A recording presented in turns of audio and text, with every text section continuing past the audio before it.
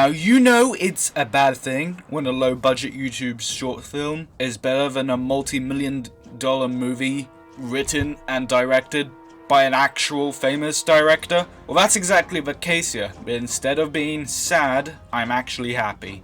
But I'm still a little sad. This short film that we're going to be discussing is called Agni, and it was made by a guy called Nick, who really likes anime, particularly this one. He likes doing anime battles in real life on his channel, and I haven't heard of this channel until a few days ago. Why is that? Because I don't watch a lot of anime. This is the first step in the right direction if you ask me, because you have to know the stuff in order to recreate. I'm pretty sure M. Night Shyamalan is a fan, but this shit sucks pretty hard. This short film is not a soulless money-making scheme. The problem with The Last Airbender is that there's almost no passion put into it. This short film has nothing but passion. It's a passion project. You can clearly see that. So let's talk about the good things first, because there are a lot of good things. And we'll get to the bad things later. First off, the choreography in this film is amazing. It's not over choreographed. Like, I was really worried that was going to be the case when I saw these weird angles at the beginning. But it doesn't feel as bad as this. How is he doing that?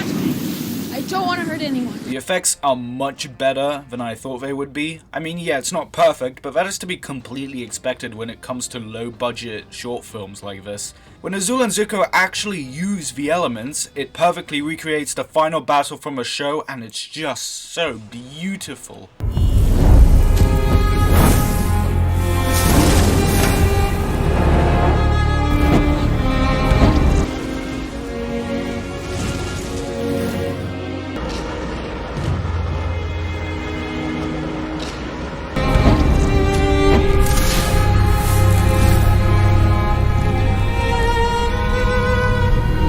Let's talk about the best thing in this movie. Nikki Suhu as Azula. Not only does she understand the character, but she perfectly shows what Azula is currently going through. Her performance is actually perfect. Sorry I had to end this way, brother. Don't pretend to act proud. I know what you really think of me. You think I'm a monster. Then you have Yoshi Sudaso as Zuko, and he isn't doing a bad job, but I just don't think he rises the bar like Nikki does. In the show, Zuko's line delivery is supposed to be aggressive and patronizing when he's angry, and when he isn't angry, you could still hear the aggression in his line delivery. My name is Zuko, son of Ursa and Fire Lord Ozai, Prince of the Fire Nation and heir to the throne. It's to show that he has a lot of hate and anger in him, and Dante Bosco wanted to express that hate. He also has this cute thing where he can't properly pronounce Thra. Heir to the throne. I thought you thought this through. Yoshi Sudasa's performance is a little too mellow and quiet. His version of Zuko doesn't feel like someone who went through all this pain and struggle to get where he is at right now. No lightning today? What's the matter? Afraid I'll redirect it? No lightning today? What's wrong? Afraid I'll redirect it? But apart from that, his performance is fine. It didn't bother me. But the worst performance comes from Yasmin Kassem as Katara, and I want to address that it is not her fault in the slightest. She is given the worst lines in the film. Zuko! I can fix you. You're not going anywhere.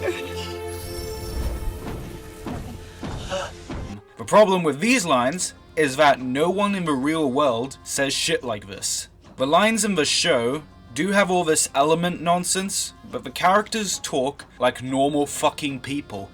I see you work things out with your girlfriend. She's not my girlfriend. These lines should not be anywhere near the script. Also, she sounds nothing like Katara. Mae Whitman adds a bit of hope and optimism to the character. Out of the whole gang, Katara sounds the most determined, strongest-willed, and resolute. It's actually one of her main flaws. I really also didn't like that Katara kills Azula at the end. First off, Katara wouldn't do that. Yeah, she does talk big sometimes to protect others, but she doesn't kill people. And I know this is basically breaking the rules, but when you put this scene in the rest of the show, it's much worse. If Katara can't bring herself to murder the man who killed her mother, she wouldn't kill Azula. If it has been proved that 2 family members of fire royalty have redeemed themselves, then this is just even more unbelievable. It also betrays Aang's arc of not seeing murder as a resolution, but then Katara just kills off Azula, so that's fine, I guess. And I personally didn't really like it when Zuko brings up Aang at the end of the video. I always saw this fight in the show as a long-coming event between Zuko and Azula. Like, Aang's name should not even be relevant in this fight. Like, it really shouldn't be brought up. Also, I am nitpicking at this point, but Azula is much better in combat than Katara. Katara won in the show because she was smart and stable, not because she's the best fighter. I think many people would agree that she isn't better than Azula at fighting. I have been nitpicking this whole time because this film is actually really good, and I'm just so offended by bad Last Airbender movies. The combat and the choreography is amazing, and there's just so much passion in this film. I don't feel comfortable rating this movie on my 1 to 10 movie rating, so I'm giving Agni. It's better than the movie. Much better.